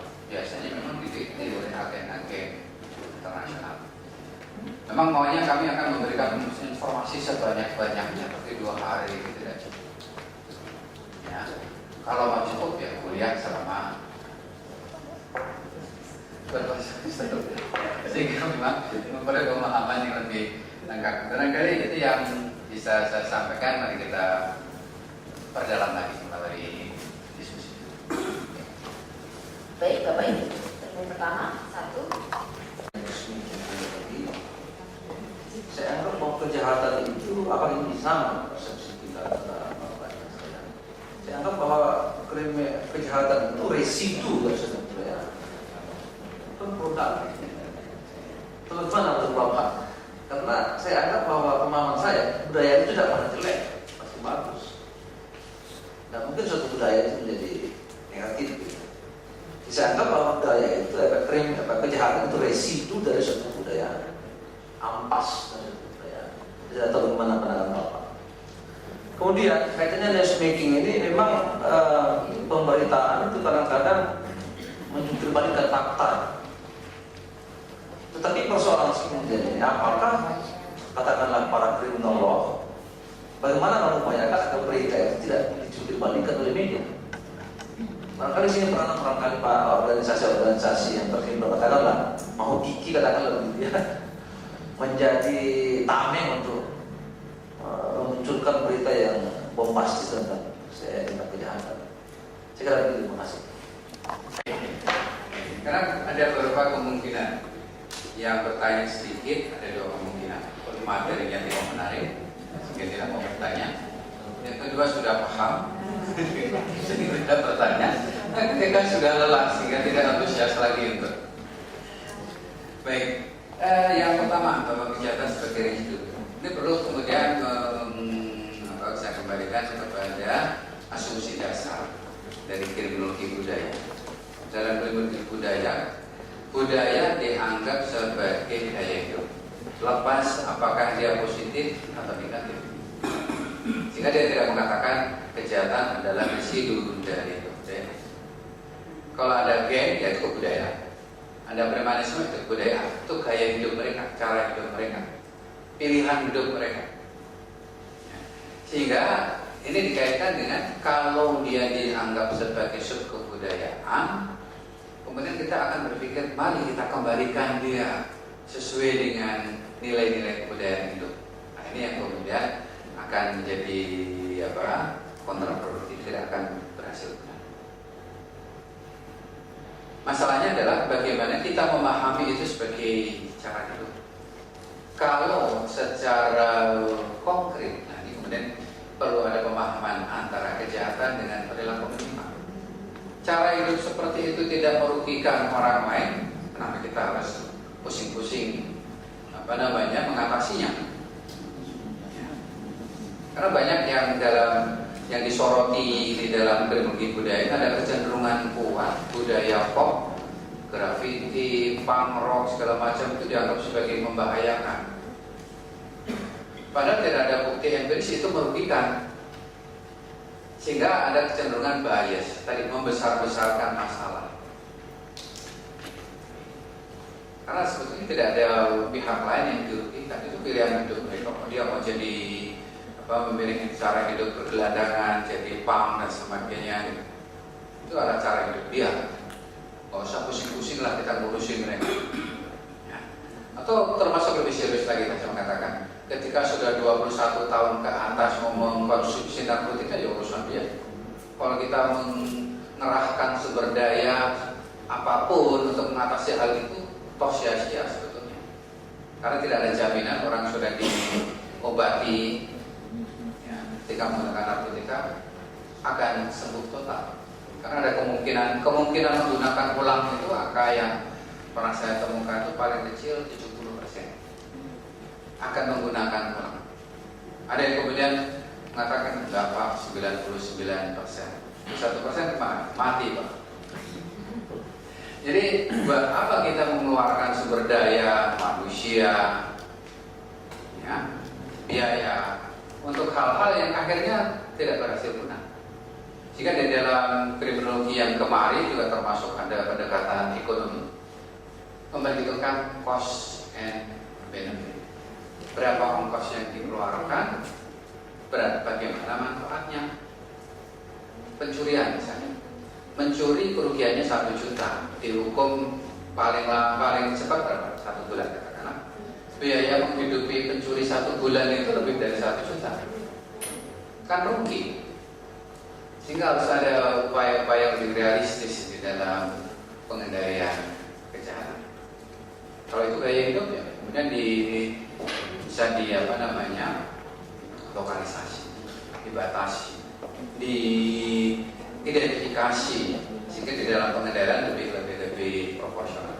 Kalau dikaitkan dengan misalnya realis kriminologi yang sifatnya harus berpikir pada tataran lokal, kita mengetahui budaya pencurian itu di mana, kita mengetahui budaya pencopetan di mana, itu akan membuat pengendalian terhadap pencurian dan pencopetan lebih efektif. Karena kita memahami cara hidup orang mencuri, cara hidup mencopet, cara hidup merampok itu ada di daerah-daerah yang tertentu. Itu yang perlu dipahami. Tidak untuk kemudian mari kita ubah cara hidup itu.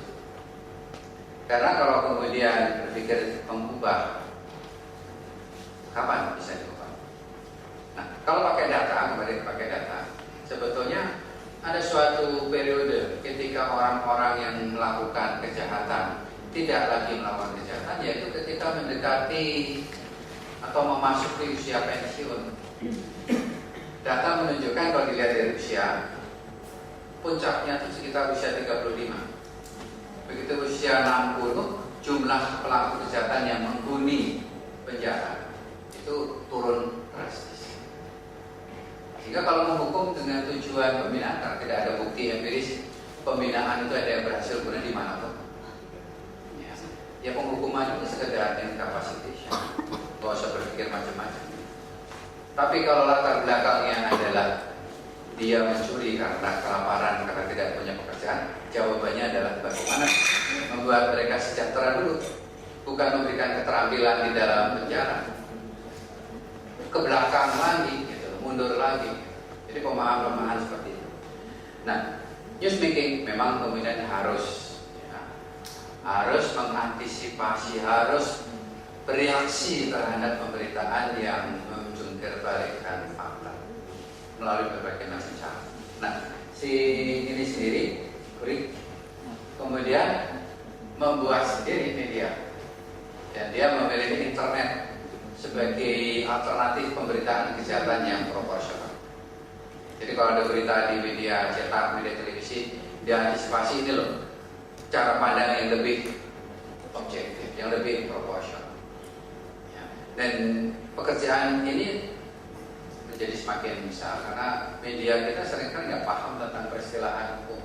Saya memberitakannya. Terdakwa dihukum dengan hukuman 3 tahun masa tahanan. Tahanan sama pidana kan beda. Itu yang elementer saja banyak sekali keliru. Ya.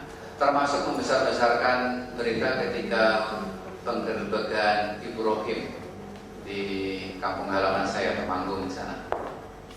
Tidak ada pejabat polisi yang mengatakan yang digerebek itu Nurdin Emtok. Tapi kemudian televisi mengatakan itu Nurdin Emtok. Salah satu televisi kemudian mengatakan saya berada dalam jarak 10 meter dari sasaran. Udah kena tembak. Padahal berita yang mengatakan semua orang ya ada istilah yang mereka pakai, dievakuasi sampai dengan jarak paling dekat itu kalau 30 meter. Dia mengatakan 10 meter sudah akan tembakan. Padahal dia melakukan manipulasi dengan zoom kameranya sehingga seolah-olah dekat. Itu media sering membodohi publik. Ya.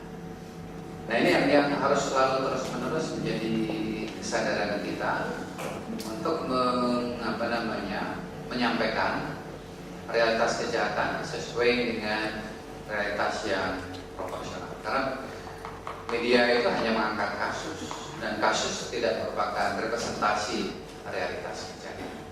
Bahkan tentang pembunuhan, sering orang pembunuhan ini sesuatu yang serius. Ya. Orang sering mengingatkan bahwa ini orangnya, pelakunya pasti karakternya sudah buruk. Padahal data penelitian menunjukkan peristiwa pembunuhan sebagian besar terjadi di dalam kondisi yang situasional, yang tidak memungkinkan pelaku untuk mengulangi. Karena sangat khusus, ada alasan khusus, kemungkinan pengulangannya kecil. Tapi ketika ada peristiwa pembunuhan, kemudian yang disoroti karakter dari pelaku, ya. Blaming, ya. Proses menuduh ini gampang sekali, tidak melihat pada konteks. Nah, itu yang sering sekali terjadi kasusnya ya. Nah, kalau kita tepis dengan data menunjukkan bahwa pembunuhan sebagian besar karena situasional, bukan karakter pelaku. Dan di dalam penjara juga orang-orang yang dipidana karena menyebabkan matinya orang itu perilakunya paling mudah diatur. Orang-orang yang melakukan kekerasan, pembunuhan karena latar belakang budaya juga perilakunya paling mudah diatur. Misalnya penjara di Sulawesi Selatan banyak kasus-kasus siri, tapi tidak menyebabkan mereka kemudian memegang golok menusukin orang, enggak. Tidak ada alasan untuk melakukan tindakan itu karena situasional sekali. Dalam kriminologi budaya saya tarik lagi, sering orang paham siri ini seolah-olah jalan keluar yang paling utama. Tidak. Sebelum terjadi pertumpahan darah ada mekanisme adat yang harusnya bisa dipakai. Tapi cilakanya itu kan kemudian ditidurkan oleh Undang-Undang Pemerintahan Daerah tahun 70-an. Harusnya itu dihidupkan lagi.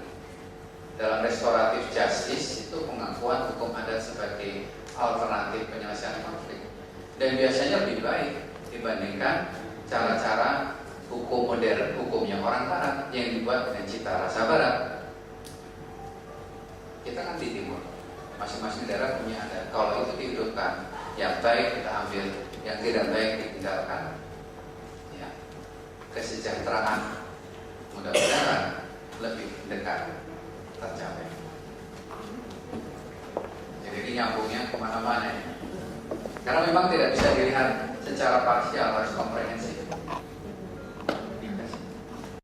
Ada suatu daerah namanya Kayaku, di mana di wilayah itu ada masyarakat yang memiliki kegiatan menjadi duta keliling.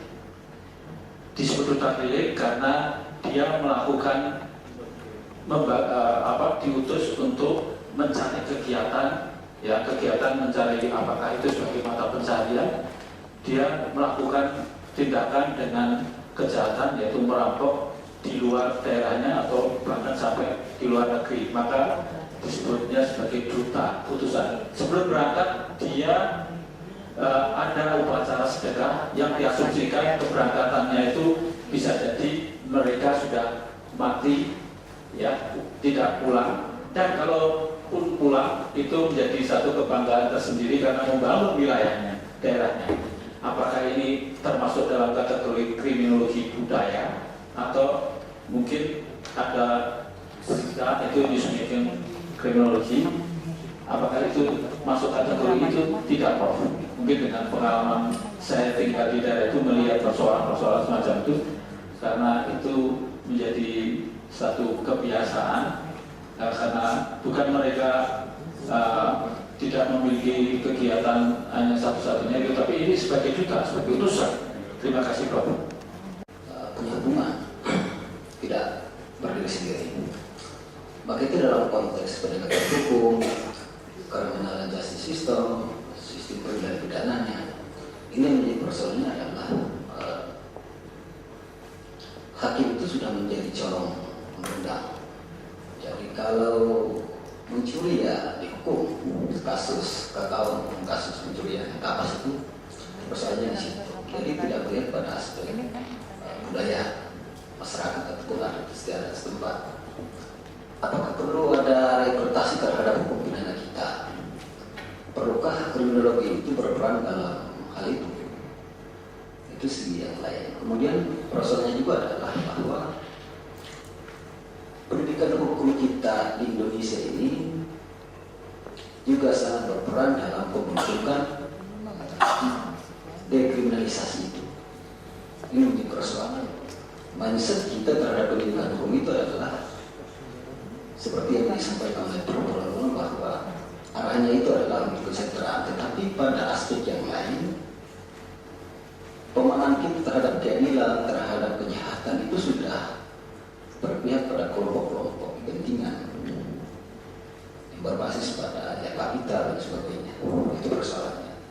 Jadi kalau dari aspek ini gimana pandangan Prof terhadap tali temali persoalan tersebut? Terima kasih. Ini nampaknya adalah menonjolkan peran media di dalam upaya penanganan kesehatan. Tetapi dalam realitasnya kalau kita lihat peran media sekarang ini di dalam pemberitaan tidak seimbang, khususnya pemberitaan berkaitan dengan penegakan hukum di bidang korupsi. Di mana di dalam penegakan hukum di bidang korupsi sering kita mengatakan bahwa ada tebang pilih, sehingga di situ hanya mereka orang pelaku-pelaku tertentu yang di tanda petik dikorbankan untuk bertanggung jawab dalam peristiwa korupsi tersebut. Nah, oleh karena itu saya kaitkan dengan hal itu, sebetulnya dari media kurang menonjolkan peran dari penegak hukum di dalam meningkatkan terjadinya tindak pidana korupsi itu sendiri, yaitu dengan proses pembiaran.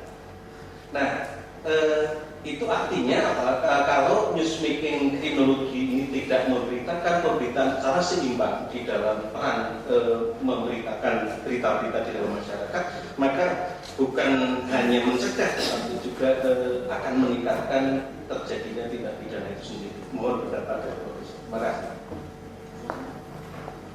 Terima kasih. Berhubungan dengan apa yang dinyatakan oleh Profesor Muhammad Mustafa bahwa misalnya pembunuhan itu terjadinya adalah secara situasional. Bagaimana kalau situasionalnya itu selalu berulang-ulang? Salah satu contoh kasus misalnya di Surabaya pada tahun 1980-an ada seorang wanita yang namanya Sri Astini. Sri Astini ini istri seorang montir.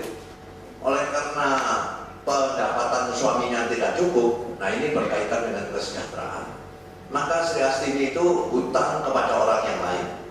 Pada suatu ketika setelah hutangnya membengkak, maka orang yang berberi hutang datang menagih hutangnya. Mungkin karena kata-katanya kasar atau menyinggung perasaan, akhirnya Sri Astini yang memang hobinya subur, tinggi besar, jadi langsung mengambil golok atau senjata tajam lainnya, kemudian yang menagih itu disembelih. Kemudian untuk menghilangkan jejak itu dipotong-potong, kemudian dibuang ke berbagai tempat sampah sehingga mayatnya hilang.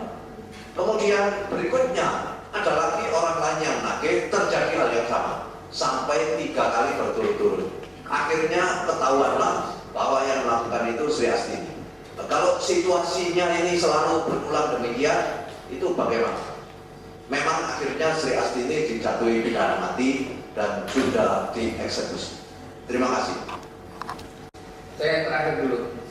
Kalau di situasional berulang-ulang bukan situasional lagi, tapi sudah terpola. Jadi beda.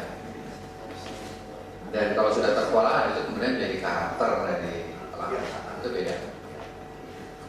Kemudian kayu agung ini lebih tepat dilihat di dalam kerangka etnografi di sana. Tetapi kalau dikaitkan dengan kriminologi budaya juga bisa.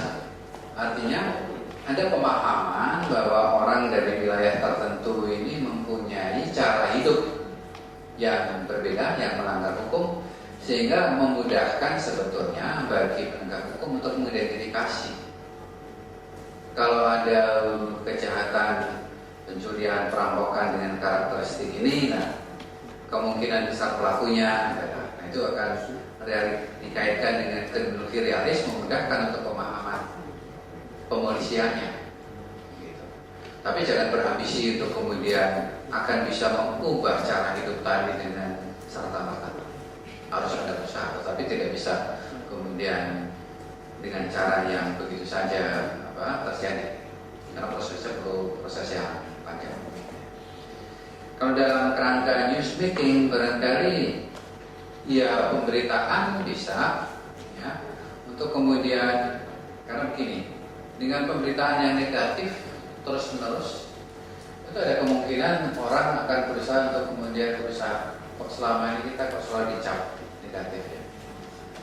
Tapi harus berpikir yang negatif tadi tidak untuk memberikan stigma, shaming untuk reintegrasi. Itu ada teorinya dari John Britt, reintegrative shaming. Itu bisa dipakai, tapi jangan berambisi ini bisa membuahkan hasil yang cepat. Ya. Kemudian memang materi Posmo dan termasuk juga teori-teori sebelumnya saling kait-mengait, sehingga memang di dalam hal memahami ini tidak bisa parsial. Ya. Berhubungan dengan peran sistem peradilan pidana memang pertama begini, hukum yang dikenal oleh para sarjana hukum positif yang berlaku di Indonesia itu kan sebetulnya berasal dari budaya Barat. Tentunya dibuat dengan cita rasa bangsa Barat yang tidak selalu cocok untuk diterapkan di Indonesia. Nah, silakannya konstitusi kita dalam aturan perayaan mengatakan sebelum ada penggantinya tetap dipakai. Sehingga sebetulnya penerapan hukum pidana yang sebetulnya produk Belanda itu sama dengan mempertahankan kolonialisme oleh Bumi Putra. Sehingga memang mau tidak mau harus ada reinterpretasi atau reformasi hukum pidana. Tidak semuanya cocok. Tidak berarti semuanya tidak cocok. Kita perlu pilah-pilah secara bijak. Mana sih yang masih bisa dipakai, mana yang tidak bisa dipakai. Dan sebetulnya dengan penerapan amandemen tidak perlu mengganti semua, itu cara yang paling murah meriah. Yang tidak cocok dihapus, unsur baru dimasukkan. Karena kalau bikin baru ya sampai sekarang udah berapa lama ya RUU KUHP itu dibuat gak jadi-jadi ya. Padahal dalam hukum kan dikenal ada amandemen. Amandemen nggak perlu total, pasal ini nggak cocok diganti dengan yang baru. Dan ada tradisi yang tidak kondusif di kita di dalam hukum. Ketika amandemen, kemudian dia terlepas dari induknya atau terlepas dari yang lama, sehingga memahaminya susah. Seharusnya ketika ada amandemen dilekatkan dengan yang lama. Di amandemen Undang-Undang Dasar saya belum pernah melihat ada produksi yang ini asli. Amandemen pertama dilekatkan pada bagian kedua, amandemen kedua pada ketiga dan seterusnya. Tapi kemudian yang terbit terakhir ada catatan-catatan saja. Ini bukan tradisi yang baik. Ya. Tapi kalau aslinya dilekatkan, kita bisa melihat secara lebih komprehensif. Dan mengenai hakim, sebetulnya ini ada persoalan di dalam profesionalisme hakim.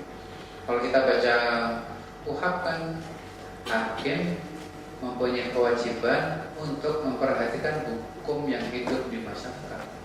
Apa sih yang dimaksud dengan hukum yang hidup di masyarakat? Ya hukum adat sebetulnya. Bahkan juga dipertegas di dalam Undang-Undang 25 tahun 2005 tentang Rencana Pembangunan Nasional. Di sana ada rumusan mencari alternatif penyelesaian konflik di luar pengadilan. Melalui mana? Melalui hukum adat. Itu yang paling ideal gitu. Nah, ini sering sekali tidak dilaksanakan di dalam praktek.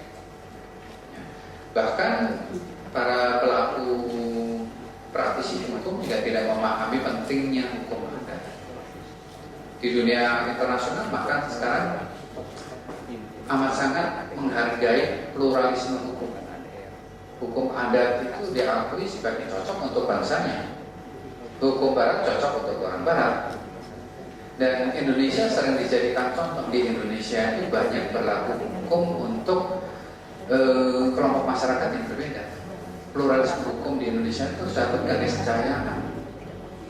Di dalam suatu Institute of Legal Pluralism dari Max Planck Institute, itu kan lembaga penelitian yang berwibawa. Itu tentang legal pluralism. Indonesia sering dijadikan rujukan. Tapi para praktisi hukum malah berpikir unifikasi hukum. Ini kan terbalik-balik gitu. Bahkan kata hukum adat tidak diterjemahkan menjadi customary law, tapi adat law, menjadi bahasa akademik di dalam kajian legal pluralism.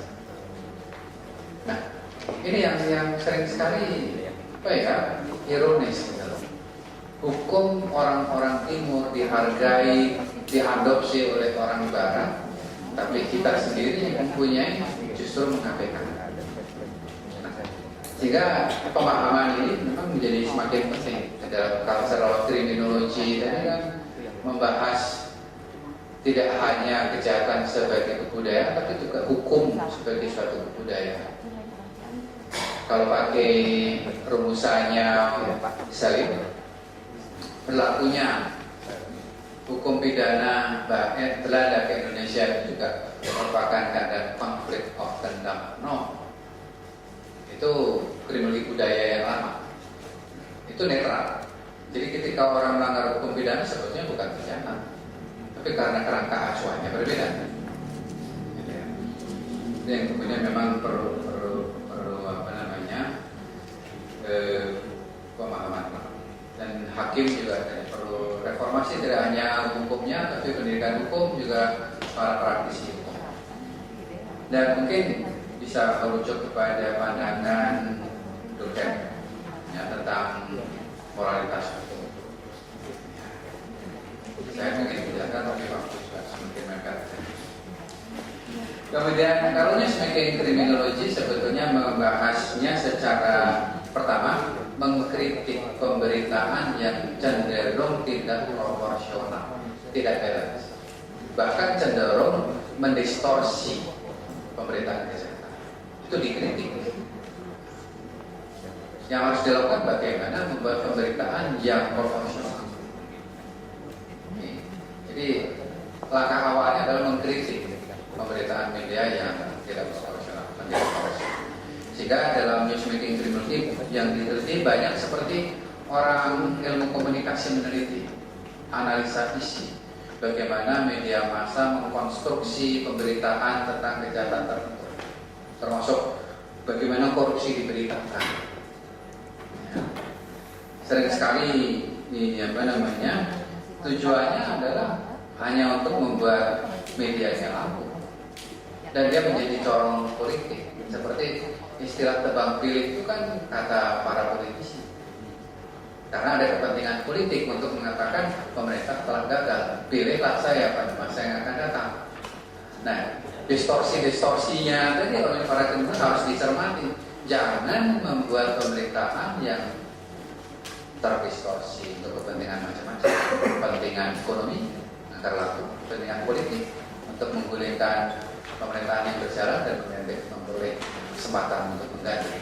Nah ini kriminolog harus bisa berada pada posisi yang objektif, tidak memihak.